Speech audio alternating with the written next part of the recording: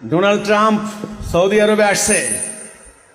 আরব মুসলমান, আমাদের এখানে কিছু কিছু মুসলমান বলে তোমরা ইসলামের কথা বলো, সৌদি আরবও কি ইসলাম নাই?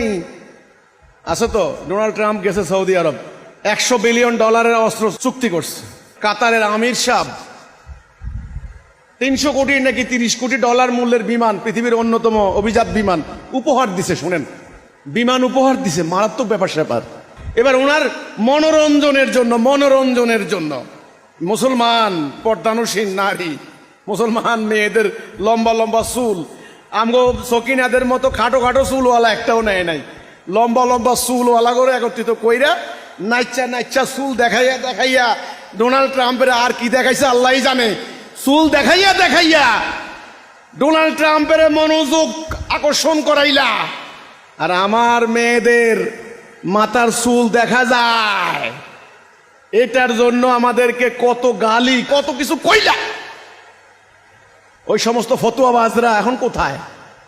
এখন কিছু কইতে মন চায় না? এখন বলো না কেন? ওরা জানে সৌদির বিরুদ্ধে কিছু বলে একেবারে মাদ্রাসাও বন্ধ, মসজিদও বন্ধ। এত মোটা প্যাট হয়েছে না, প্যাট একেবারে শুটকি হয়ে যাইব। আছে না, ঘাড় হয়েছে একেবারে উহুদ পাহাড়ের মতো। এই সুবিধাবাদী ফতুয়া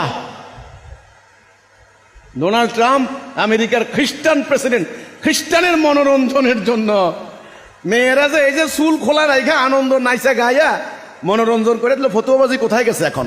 কেউ তো কইলা না এই পর্যন্ত এটা হারাম, হারাম করলে হারাম, কিয়ামতের আলামত শুরু হয়ে গেছে। ইস্তিসি আস্তাগফিরুল্লাহ, বাদশাহ সালমান কি শুরু করে দিয়েছে, নাউজুবিল্লাহ, কাফের ওরে হত্যা করা জায়েজ, কইলা না তো কিছু।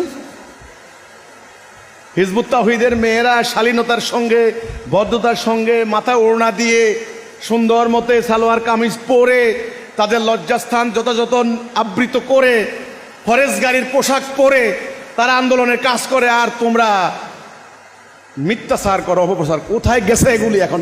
আমি এদের চেহারাটা দেখতে চাই, এরা কোথায় থাকে এখন?